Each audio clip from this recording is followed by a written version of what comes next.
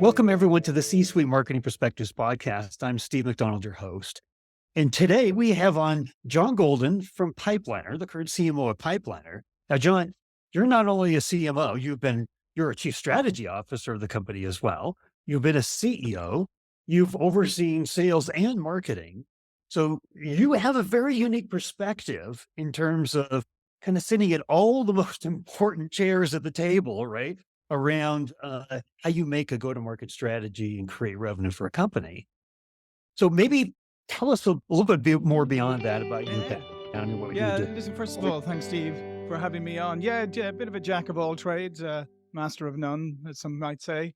But I have no, I have a background including product development, product marketing, as well as being at a startup where I was sales and marketing.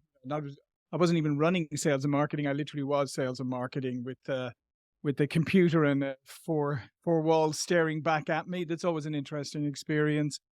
And then, obviously, as you said, the CEO of a couple of B2B companies, and I have authored a couple of books on sales, one on social selling, one on sales using military analogies, winning the battle for sales.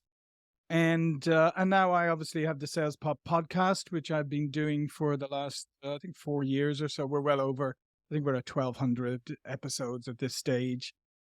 It doesn't focus exclusively on sales. We have marketing, we have business, business motivation, leadership. We even get into things like mental health in the workplace. And as my current role, as you said, it's both chief marketing officer and chief strategy officer. So I work very closely with Pipeliner's founder and the visionary behind the product, Nicholas Kimla, who started this in Vienna, Austria, came over to the States. And I joined him. He reached out to me. I joined him about 10 years ago after doing a short consulting gig with him. He asked me to come on board and help with strategy, and then I took over the marketing. So it's a nice combination, because if marketing isn't aligned to the strategy of the company, then it's all my fault. It's all on your shoulders. It's all That's on my right. shoulders. Well, one of the things that really stood out when we first talked was that you just had a perspective that there needed to be a rather large expansion of the perception of what it takes to create growth in the company. And if you could maybe just start out with that and tell us a little bit about what this expansion of our perception should be. Yeah, absolutely. And I think one of the things is that today's organization, if you're going to be successful, it needs to be far more of a fluid matrix organization where we're not so hung up on demarcation and role definition as such, right? I think that's a big issue that needs to be overcome, because at the end of the day, obviously, as you know better than most people, the customer is king, right? And the customer decides, the customer, the ultimate arbiter of the value you create. But we live in a world of this whole idea of customer experience and how the customer interacts with you. And that needs to be a seamless experience. And oftentimes, the tip of the spear is sales. It's not so much marketing, it's sales, because that's normally the point of direct interaction between a company and the marketplace is through salespeople. And therefore, everything in the company should be looking at how do we enable these salespeople to service the customer, the prospect, as well as they can. And that means that you have to start looking, like marketing, for instance, you have to start looking at the fact that you think the customer is your customer. Well, yeah, it is to a degree. But in reality, sales is your customer, because sales is that tip of the spear. And that's what you need to be sharpening. And that's where you need to be aligned. And that's what you need to be supporting. And I'm not always sure that folks in marketing understand that. And that's where I think sometimes the disconnect comes in, because marketing, sometimes we get carried away with we get these new fancy terms and ABM and inbound, all this kind of stuff. And so we then start to sort of look at them almost in isolation, as opposed to, like, how do these work in conjunction with our salespeople? How do we equip our salespeople to be able to leverage the power of these different kind of strategies or initiatives? So oftentimes they're done slightly in isolation. And that's what leads to conflict in the organization. It also inhibits growth because you may actually be communicating different messages to the market depending on who you're interacting with, and that's never really a good thing. To get very different perspectives of the company just depending on who you happen to be interacting with, even if the interaction is a digital or non-human one. So I You think know, that I mean, is really, really key, is understanding that sales is the tip of the spear. and one of the things that I took away from, right, in kind of expanding our perceptions here is that the first consumer of our content is really the sales department, right? Yeah. And there's unfortunate stats that are out there that over 60% of content that marketing creates, sales doesn't think has any value, right? Yeah. So they're not going to consume it, and certainly they're not going to use it. So the whole idea of alignment and enablement of sales as that tip of the spear, right? It comes down to really the content that we're creating that can be used in an ABM process. It can be used in, all the ways that they need to reach out and create conversations, and that we can create conversations earlier in the buyer's journey. So what's your perspective on, you know, there's this notion of that sales should be focusing, on inbound leads as well as outbound. And, if they're the tip of the spear and marketing is supposed to be helping them, what's your perspective on kind of like a healthy balance between, marketing inbound leads and just like an SDR process, pick up the phone or get out there and create your own leads. Mhm. And how does that balance create a healthy sales department? Yeah, I mean, and I think obviously a lot of this is industry or product service dependent or specific. But I do think that it's a good conversation to have for your business, because we have been through a period where inbound was seen as the kind of be all end all and the silver bullet, and I think for a while it obviously had some outsized results, like with HubSpot and people like that. Though if you read a little bit behind it, you realize it wasn't quite as inboundy as it was on appeared on the surface. But that's for another time. And I think, and obviously post the financial services, the meltdown in 2008 or whatever, when things started to rebound, we had another kind of boom market. Therefore, inbound was easy, and it always is in a boom market. So then there was an over reliance, and potentially there was salespeople came into the industry during that period, so they've never faced into a period like we are now, where there is maybe it's tighter, there is recession, inbound isn't quite as easy as it was. So I think you need to strike that healthy balance, because salespeople need to be doing outbound and calling and that, so that they hone their skills. And part of it is honing your skills and making sure that you're identifying the correct target, you're having the right conversations. And that way you can actually then help inform marketing about the ideal target customer. Because that's the other thing, is sometimes you may have a lot of inbound coming in, but they're kind of a little all over the place. And sales is going, well, this one's good, but these four are rubbish. It's not even the right person. But how does marketing know that if you're not going to provide that feedback? So it's a two-way street. So I think by doing outbound and by honing your skills and by really focusing in on who is your correct target customer, and that may change over time because there may be different people involved in the buying process. Maybe at a time like this recessionary time, it's very typical for decisions to go further up the chain of command than they used to. And that often happens. I remember that after the financial crisis, one of when I was running Huthwaite, big multinational company based out of Japan, shall remain nameless. Uh, but their managers at one time could sign up to like 250, 300,000, right? And then the word came down, anything over 10,000 needs to go to the executive management in Japan. And this is a massive worldwide company, $10,000, right? So now you've Oh, got a whole new bunch of people involved in the buying process, right? So I think it's really important that sales is doing that outbound so that they can hone their skills. They can also feed their own pipeline. They're not completely reliant on marketing, and also that they can help marketing by feeding back so that marketing's inbound efforts can be targeting the right content to the right people, because we live in a very dynamic world, and this is it. And if you think you know who your customer is because you checked it last year, Mhm. well, I would I would check it pretty fast if I were you. So I think a healthy balance. I mean, I think if you have like 70% inbound and you have 30% outbound, if that works for your business, is probably good. Maybe some it's better to be more like 50-50. But I think the most important thing is that there is an alignment on who the real target customer is. Well, what I like about that is the typical CMOs that I talk to, they take it 100% on their responsibility to define the ISP, right? Define exactly who that persona is, right? Therefore, we're going to take, and create content specifically to solve their very unique needs in a very unique way. And what you're saying here is, no, there needs to be shared responsibility in defining that, right? And part of maybe the complacency that can happen in a sales department is, hey, I got somebody doing that for me, Yeah, right?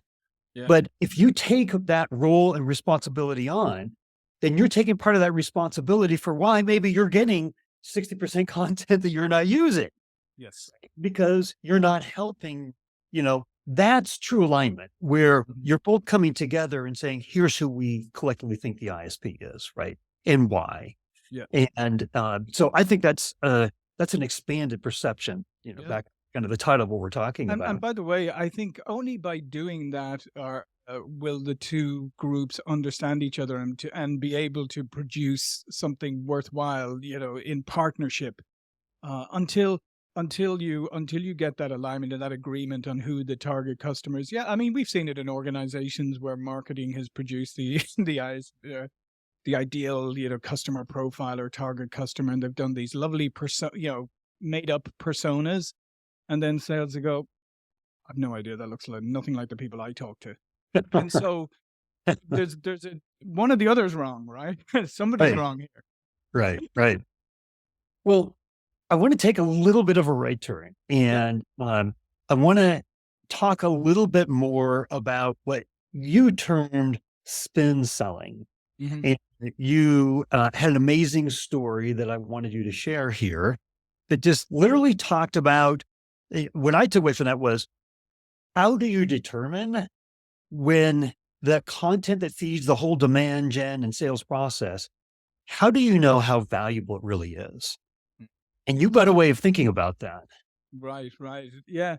Well, yeah. So when I ran Huthwaite, it was spin selling was we did consulting and performance improvement based on the spin selling IP, which had been developed by Neil Rackham, who wrote the spin selling book, who did the original research, the only research based sales methodology that there has been. Has a really empirical research with thousands of people. And when I took over Huthway, we had a large customer, a printer manufacturer, again global brand, doesn't matter who it is.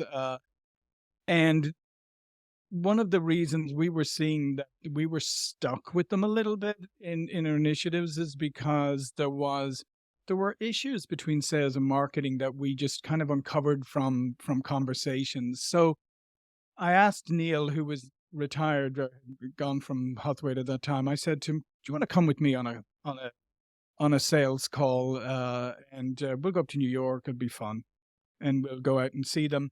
And so he agreed to come along. And what we had done is we had persuaded the CEO of this company, the North American CEO of this company, to gather the sales leadership and the marketing leadership, the key people, in a conference room for half a day. And so we walk in, there's about 5 to 6 sales people on one side, 5 to 6 marketing. So, the chief revenue officer, whatever, the chief marketing officer, all the way, the different department heads. And the first half an hour to an hour, I think was probably the most illuminating for the CEO of that company, because literally it just turned into a food fight, where both sides were just throwing things across, not physically, but verbally across the table about your stuff is useless, the stuff you produce, your training, your product materials, it doesn't, it's too hard to understand. Our customers don't use. And the other side were, well, we produce all this stuff. We help you with all. We produce all this stuff in marketing. You don't use it. You don't. You don't follow up and lead. So anyway, just the usual. Probably a conversation that could be replicated in a million companies, even today. And so we kind of calmed it all down and got to a process where we started, and it's so simple, Steve. I mean, and simple doesn't always equate to easy, as we know. But we started facilitating a conversation between them. As excuse, everybody calm down a bit. You got all that off your chest now. So what would be valuable, and how can what would be valuable from a sales point of view, and how can marketing assist in this? But also, how can marketing maybe take what you think you need and maybe develop and build upon it and use their expertise? So we started this, and for the first time, these groups were kind of talking together, and I could see, and we could see, that there was a sudden understanding and appreciation of the other side, right? And it stopped being, but to be honest, by the end of the morning, it stopped being the other side, and it started to be, okay, how can we figure this out together? Because this way isn't working. And part of that was going back to defining the target customer, defining what do they need, looking at current marketing output and saying, yes, we this is great, we want more of this stuff, maybe not so much.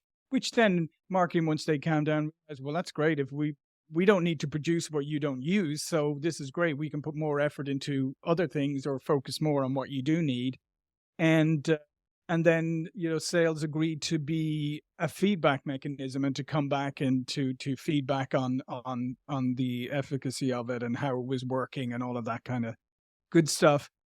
And the fun thing, as I think I told you off air one time, Steve, the fun thing was Neil Rackham, who'd written this book, he used to always say to me that you can gauge a good sales call by whether the person got enough value out of it that they'd write you a check for the sales call, not for the product, not for the service, but literally for the sales call. And I used to think that's such a neat concept, but there was a part of me that never really believed it. I have to be perfectly honest. So at the end of this meeting, I saw my opportunity, and I said to the CEO, I said, just let me ask you one thing. Did we create enough value here this morning that if I invoiced you for this meeting, that you would pay the invoice? And he stopped for a second and he just looked around the room. He looked at us and he goes, I would actually. And therefore I just turned to Neil. I was like, oh, so you are right. But I think, Steve, at the essence, at the bottom line to this is a very simple one: is the groups need to talk and understand each other, and that's where I think the fundamental problem is. Why are we, as I often say, and I just changed the year, is why is it 2023, nearly 2024, and we're still talking about sales and marketing alignment? Because the two groups, generally speaking, do not understand each other and do not communicate properly enough with each other. And, what's interesting is literally just had nothing to do with this recording that we were going to be doing here today. I just came across a stat from Gartner that talked about sales and marketing alignment. And when there is true alignment, it triples the opportunity for a revenue outcome, triples the opportunity. So we know we need it, right? And you mentioned a word in there. You said that as this meeting was going on, both sides started to look at each other and appreciate what the others did. Yeah.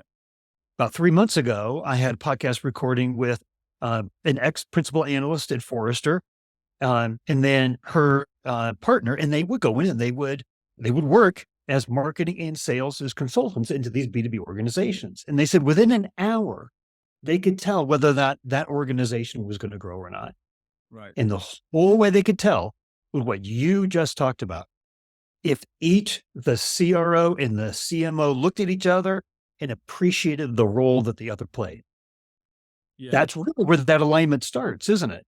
Oh, 100%. I mean, it always starts at the top, as we know. But I think the other part too is, and I think this is something that I think marketing people really need I know they understand, but they need to understand it on a bit of a deeper level, is that when you're in sales and you have all of your compensation or part of your compensation, which is variable, uh, what, how much money you're going to have this month, next month for your family, for whatever, is dependent on you closing business. And I don't think sometimes that marketing folks, who generally speaking are on fixed salaries, maybe there's KPI bonuses or whatever, but they're not, they can plan out their year probably a lot better than a salesperson can financially. I don't think they appreciate sometimes the emotion and the stress that that puts on a salesperson, or a salesperson feels. Plus, can you imagine if your day is often punctuated by no, no, no, thank you, no, sorry. Oh yeah, I said I was going to go with you, but no, we've decided not to. I mean, and if you think of that, if marketing people think about that, can you imagine if everything you produced or all the work you did on a daily basis, that 70% of the time, or maybe perhaps some days 100% of the time, your boss or whatever sent that back and said, nope, that's no good, right? You wouldn't feel very good. So I think there needs to be a real appreciation of the emotion that's wrapped up in sales, the stress that's wrapped up in it, the pressure that they're under. Because let's face it, what do the CEOs and CFOs care about firstly and foremost? It's like, what's our pipeline? What's our cloud? Where's the revenue coming in? They're not saying to the CMO, oh, let's see your KPIs this month for the marketing group. Yeah, they might do that subsequently, but the first focus is always on sales. And that's why I think marketing people need to have more empathy uh, for salespeople and understand how much emotion is wrapped up in this. Really good point, and it leads to another question that you and I never talked about. So this is, CROs, they typically have a quota that's over Yep. their head. CEOs reporting to the board, right? And the board, what do they want to know? Like you said, pipeline. They want to Yes. know about growth, right? And so it's very short-term focused. Yeah.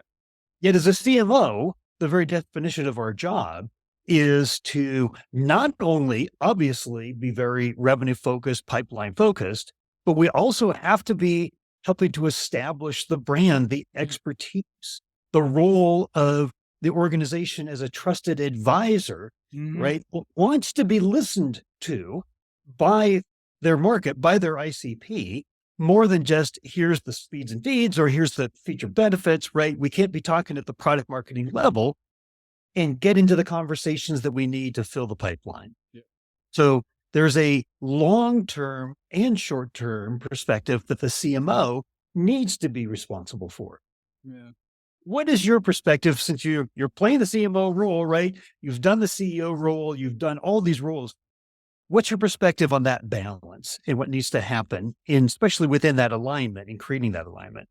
Right. And I think as you said, the content piece is key, because content is going to continue to be, one of the greatest weapons in the arsenal.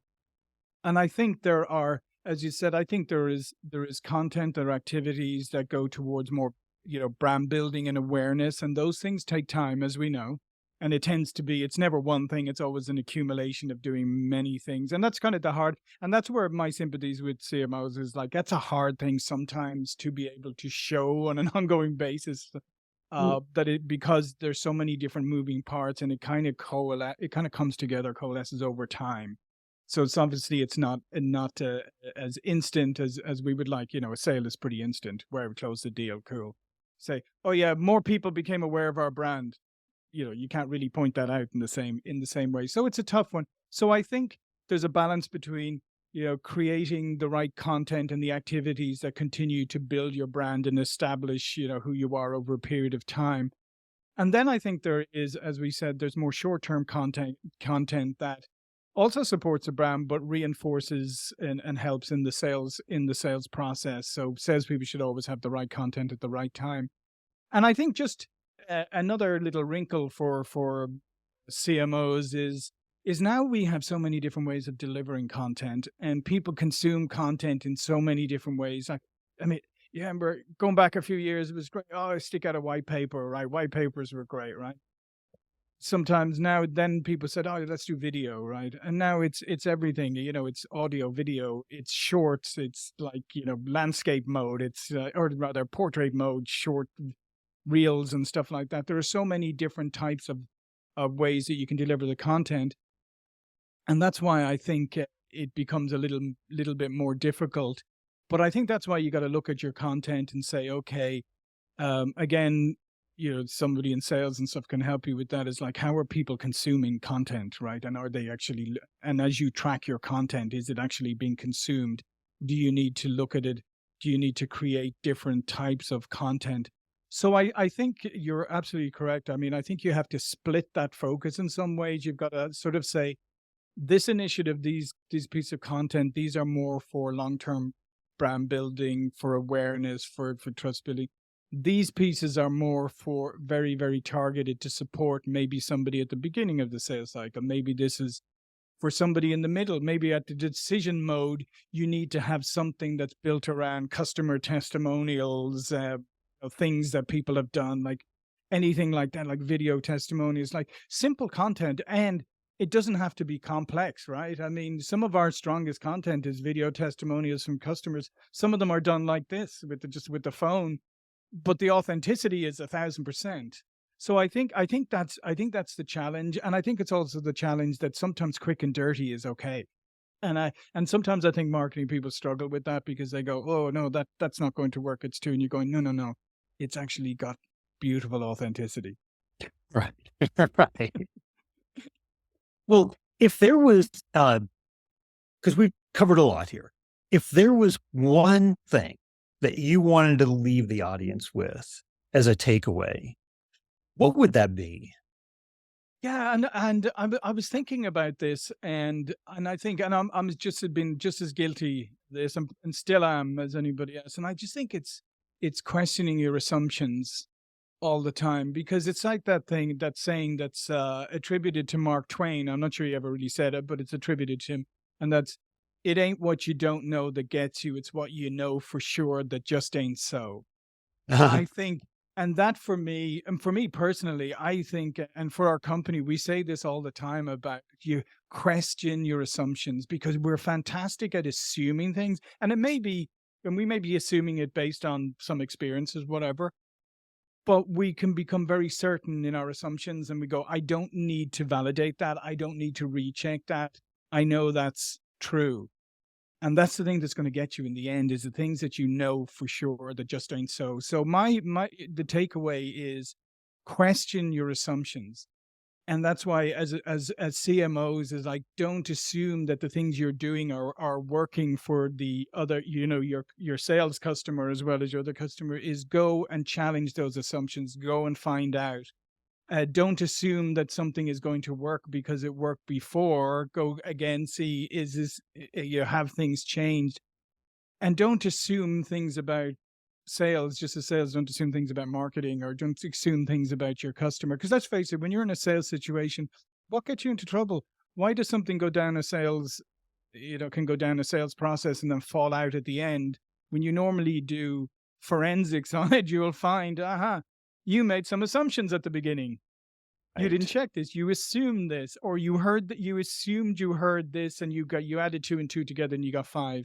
So I would say always question your assumptions. And probably the stronger you feel about something, that you are 1,000% right about something, that's probably the thing to challenge most. That means we have some extra work to do. I have to say this because one of my most famous quotes that I love is a Mark Twain quote. And he said, I didn't have time to write you a short letter, so I wrote you a long one instead. Hey, listen, I think anybody in marketing will understand that. It's like when somebody goes like, oh, give me a tagline, and you're going, do you realize how difficult that is? Right. Maybe a couple right. of words, and you go, no, Right. no. It's much easier to deliver you 2,000 words than it is to deliver you 3. Absolutely. We run into that as marketers all the time. Like, look at this deck, or look at this huge point of view or something, right? And like I said, just the thing about I think that's the thing that sales need to understand about marketing is that, as I said earlier, is that simple doesn't equate to easy.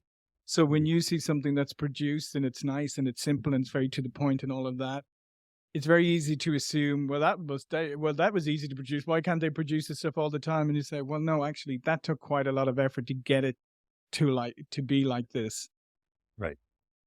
And I didn't have to have help from ChatGPT to do it. Yeah, and I didn't have to help you. Exactly. Exactly. Well, that's a whole other discussion, isn't it? Right. Well, hey, John, if somebody had a follow-up question and they wanted to get a hold of you, would it be best to provide a link to your profile on LinkedIn? Yeah, please do. Please do. Reach out to me on LinkedIn or just reach out to me directly at Pipeliner. John.golden at pipelinersales.com. I'm always happy to hear from people. Well, fantastic. Well, thank you for sharing. It's been not only very entertaining, but really insightful. And I think one of the biggest expectations that we need to change, or the perception that we need to change, is that all of our assumptions aren't always right. I love what you said as a takeaway at the end. Thank you. Absolutely. You're welcome. Thank you, Steve. And again, good luck to everybody out there. And, go talk to your salespeople.